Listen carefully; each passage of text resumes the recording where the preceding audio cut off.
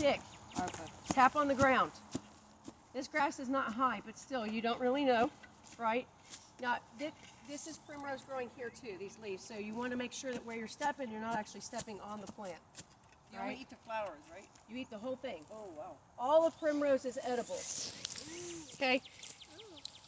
I think this is the right plant. I'm suspecting that because of the pink flowers, but I need to make sure. Now, primrose doesn't have a poisonous mimic, right? And there are literally hundreds of species of primrose, so you're going to see things that are varying.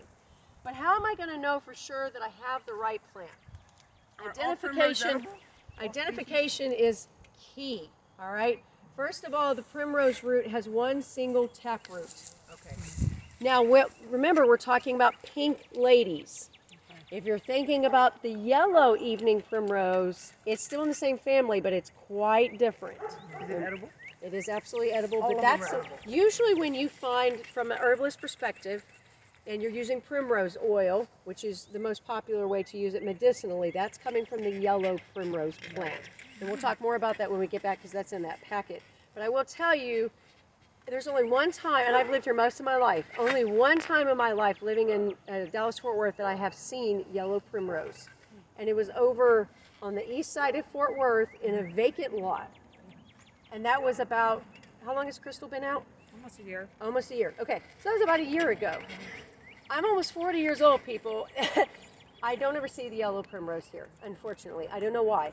This is what you're going to see here in North Texas, is the pink primrose. So this is what you want to be accustomed to. So when you're talking about the pink lady, it has this thin, narrow taproot. Now, if you take a look at the leaves, this is a big part of identification, right? Looking at the leaves.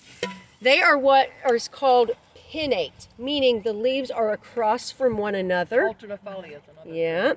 And then if you, now primrose is unique how it will change for its leaves depending on what year it's growing in. I actually know that this is the first year that this plant is growing because its leaves are more oval shaped and slightly toothed.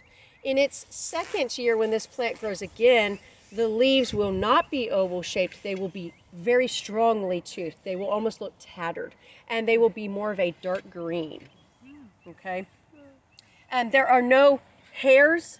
You want to look very carefully to see if you see any hairs on the stem or the leaves. It's completely smooth, so I know that I have the pink lady species.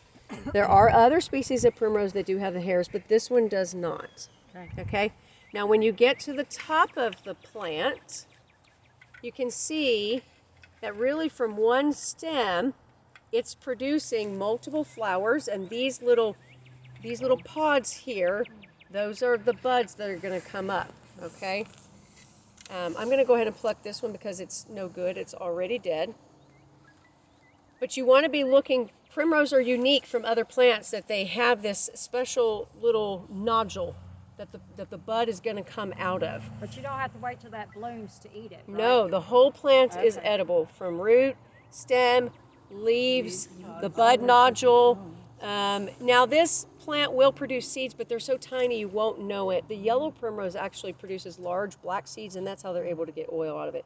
When you look at the flower of the primrose, you'll notice it has 4 main petals, and they're kind of heart-shaped, okay?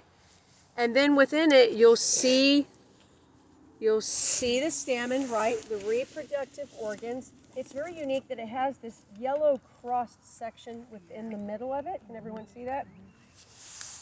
And of course you can see what this, all the little orange stuff here is what the pollen is going to come off of, right? But if you really take a further look at this flower, you can see the veins. See the dark streaks of pink in it? Yes. So the pink lady primrose are going to vary from this. Actually, Hannah was pointing out a dark pink one a minute ago. They can be the dark pink, this lighter pink, a white. But what you want to see is a color that fades lighter into the center. And at the center of all primrose, no matter what